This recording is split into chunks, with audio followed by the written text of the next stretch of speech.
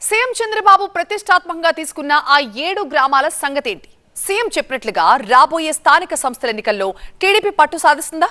లేక 2 దశాబ్దాలుగా వస్తున్న ఫలితాలే ఇప్పుడు కూడా రిపీట్ అవుతాయా? ఎమ్మెల్యే బాలనాగిరెడ్డి ఇలాఖాలో అసలు ఏం జరుగుతోంది? టీడీపీ అధినేత సీఎం చంద్రబాబు ఇటీవల మంత్రాలయం మండలం మాధవరంలో పర్యటించినప్పుడు 7 గ్రామాల గురించి ప్రత్యేకంగా ఆరా తీశారు. అవే మంత్రాలయం మండలంలోనే రాంపురం, కాచాపురం, బసాపురం, దిబ్బనదొడ్డి, నారాయణపురం, కగ్గళ్లు, తుంగభద్ర గ్రామాలు. సీఎం పదవిలో ఉన్న వ్యక్తి కేవలం 7 గ్రామాల గురించి ప్రత్యేకంగా విచారించడం వెనుక పెద్ద కారణమే ఉంది. ఆ 7 గ్రామాల్లో వైసీపీ ఎమ్మెల్యే బాలనాగిరెడ్డికి తిరుగులేని ఆధిపత్యం ఉంది. అక్కడ ఆయన మాటే శాసనం. ఆయనను ధిక్కరించి చీమ కూడా గీత దాటలేని పరిస్థితి. ఎమ్మెల్యేతో పాటు ఆయన కుటుంబ సభ్యులు ఆ 7 గ్రామాలపై ఎప్పుడు కన్నేసే ఉంటారు. ఎవరికి సమస్య వచ్చినా వాళ్ల దగ్గరకు వెళ్లాల్సిందే. ఘర్షణలు జరిగితే పోలీస్ స్టేషన్ కు వెళ్లకుండా ఎమ్మెల్యే దగ్గరే సెటిల్మెంట్లు. ఇటీవల జరిగిన ఘర్షణలో ఓ కార్యకర్తకు సంబంధించిన బైక్ తగలబెట్టారు.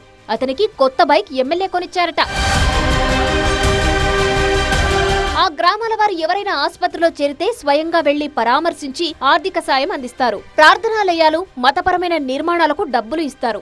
ఇలాంటి కార్యక్రమాల కారణంగా స్థానికంగా ఎమ్మెల్యే బాలనాగిరెడ్డి కుటుంబీకులు పూర్తి పట్టు సాధించారు. ఏ ఎన్నికలు వచ్చినా స్థానికులు ఎవరు కూడా ప్రత్యర్థుల తరపున ఏజెంట్లుగా ఉండేందుకు కూడా ఇష్టపడరట. ప్రతి ఎన్నికలకు బయటి నుంచి ప్రత్యర్థి పార్టీలు ఏజెంట్లను నియమించుకునే పరిస్థితి. మంత్రాలయం నుంచి వరుసగా 4 సార్లు బాలనాగిరెడ్డి ఎమ్మెల్యే అవడానికి ఆ 7 గ్రామాలే కారణం. 2024 ఎన్నికల్లో రాష్ట్ర వ్యాప్తంగా కూటమి సునామీ వచ్చినా 10,000 ఓట్లకు పైగా మెజారిటీతో బాలనాగిరెడ్డి గెలవడానికి ఈ 7 గ్రామాలే కారణం. అలాంటి 7 గ్రామాలపై దృష్టి సారిస్తే బాలనాగిరెడ్డి ఆధిపత్యానికి గండి కొట్టవచ్చని టీడీపీ భావిస్తోంది. అందుకే ఆయా గ్రామాలపై ప్రత్యేక దృష్టి పెట్టాలని మంత్రాలయం టీడీపీ ఇన్ఛార్జ్ రాఘవేంద్రారెడ్డిని సీఎం చంద్రబాబు ఆదేశించారు. మరి లోకల్ ఎన్నికల్లో లోకల్ ఓటర్ల మద్దతు ఎవరికి ఉంటుందనే దానిపై కూడా ఇప్పుడు ఉత్కంఠగా మారింది.